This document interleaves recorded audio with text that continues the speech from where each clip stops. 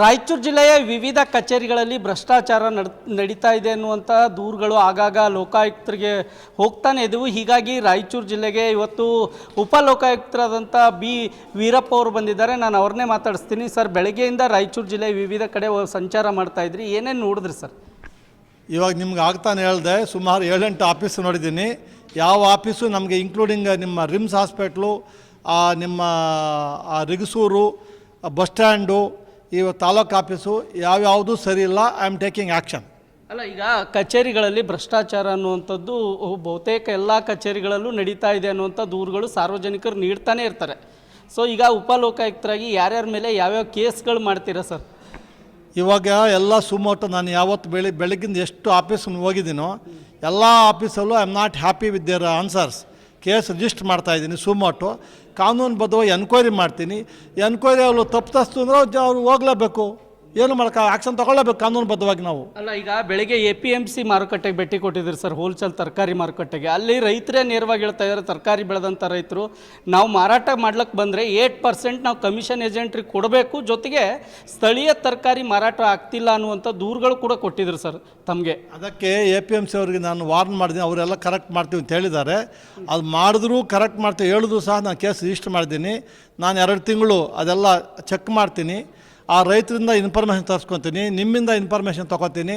ಅವ್ರು ನೆಟ್ಟಿಗೆ ಮಾಡಿಲ್ಲ ಅಂದರೆ ಅದು ಯಾವ ಪೇಸ್ ಮ್ಯೂಸಿಕ್ ಕಾನೂನುಬದ್ಧವಾಗಿ ಏನು ಮಾಡ್ಬೇಕಾದ್ರೆ ಮಾಡ್ತೀನಿ. ಏಷ್ಯಾನೆಟ್ ಸುವರ್ಣ ನ್ಯೂಸ್ ಕೂಡ ನಿರಂತರವಾಗಿ ಕೆಮಿಕಲ್ ಫ್ಯಾಕ್ಟ್ರಿಗಳಿಂದ ಕಲುಷಿತ ನೀರು ಜನ ಸೇವನೆ ಮಾಡ್ತಾ ಇದ್ದಾರೆ, ಅನ್ಫಿಟ್ ನೀರೇ ಹೋಗ್ತಾ ಇದೆ ಅನ್ನುವಂಥ ಗ್ರಾಮ ಪಂಚಾಯಿತಿಯಲ್ಲೂ ಕೂಡ ನೀರು ತಪಾಸಣೆ ಮಾಡಿದಾಗ ಅನ್ಫಿಟ್ ಅನ್ನುವಂಥ ವಾಟರ್ ಬಂದಿತ್ತು ಸರ್. ತಾವು ಕೂಡ ವೀಕ್ಷಣೆ ಮಾಡಿದ್ರಿ, ಯಾವ ರೀತಿ ಇತ್ತದು? ಆ ಗ್ರಾಮ ಪಂಚಾಯಿತಿ ಮೆಂಬರು EOನ ಪಾರ್ಟಿ ಮಾಡ್ತಾಯಿದ್ದೀನಿ. DC ಸಾಹೇಬ್ರಿಗೆ ಇವಾಗ ಹೇಳಿದ್ದೀನಿ. ಅವ್ರು ನನಗೆ 2-3 ದಿವಸ ಟೈಮ್ ಕೊಡಿ ಸರ್, ನಾನು ಎಲ್ಲರೂ ಮೀಟಿಂಗ್ ಕರೆಸಿ ಎಲ್ಲ ಮಾಡ್ತೀನಿ ಅಂತ ಹೇಳಿದ್ದಾರೆ. Will watch. ಅವ್ರಿಗೊಂದು ಅವಕಾಶ ಕೊಡಬೇಕಲ್ಲ.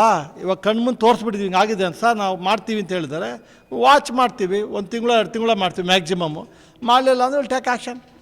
ಈಗ ರಾಯಚೂರು ಜನತೆಗೆ ಉಪಲೋಕಾಯುಕ್ತರಾಗಿ ಏನು ಭರವಸೆ ಕೊಡ್ತೀರಿ ಸರ್? ರಾಯಚೂರು ಜನಗೆ ಭರವಸೆ ಕೊಡೋಕ್ಕಿಂತ ಹೆಚ್ಚಾಗಿ ರಾಯಚೂರು ಜನ ಫಸ್ಟ್ ವಿದ್ಯಾವಂತರಾಗಬೇಕು. ಭ್ರಷ್ಟಾಚಾರಕ್ಕೆ ಅವಕಾಶ ಕೊಡಬಾರ್ದು. ನೀವು ಭ್ರಷ್ಟ ಆಗಬಾರ್ದು. ಜನ ದುಡ್ಡು ಹಾಕ್ಬಿಟ್ಟು ದುಡ್ಡು ತೊಗೊಂಡು ಓಟ್ ಹಾಕ್ತಾರೆ. ಫಸ್ಟು ಅದು ಬಿಡಬೇಕು.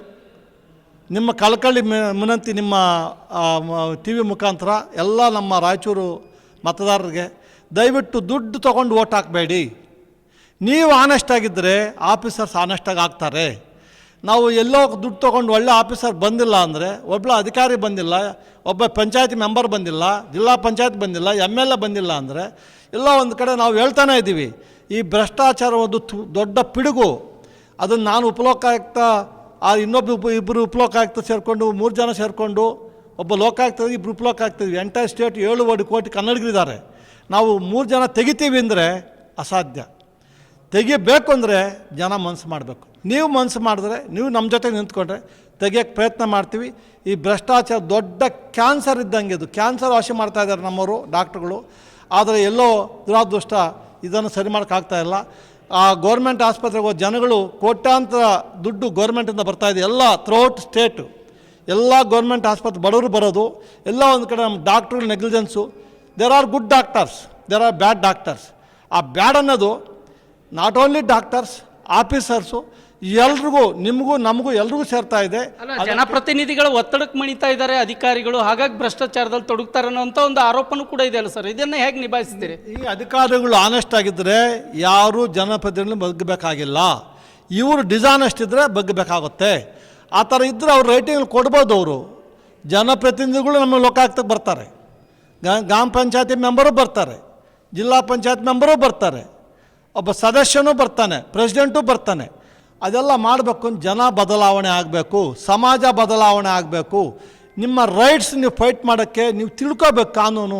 ಕಾನೂನು ತಿಳ್ಕೊಳ್ದೇ ಇದ್ದರೆ ನಿಮ್ಮನ್ನು ಸತಾಯಿಸ್ತಾರೆ. ಅದು ಸತಾಯಿಸ್ಬೇಕಾದ್ರೆ ನಾವು ಕಾರಣ. ಫಸ್ಟು ಸಮಾಜ ಬದಲಾಗಬೇಕು.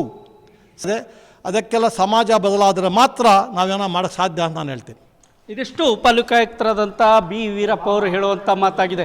ರಾಯಚೂರಿಂದ ಕ್ಯಾಮ್ರಾಮನ್ ಶ್ರೀನಿವಾಸ್ ಜೊತೆ ಜಗನ್ನಾಥ್ ಪೂಜಾರ್, ಏಷ್ಯಾನೆಟ್ ಸುವರ್ಣ ನ್ಯೂಸ್.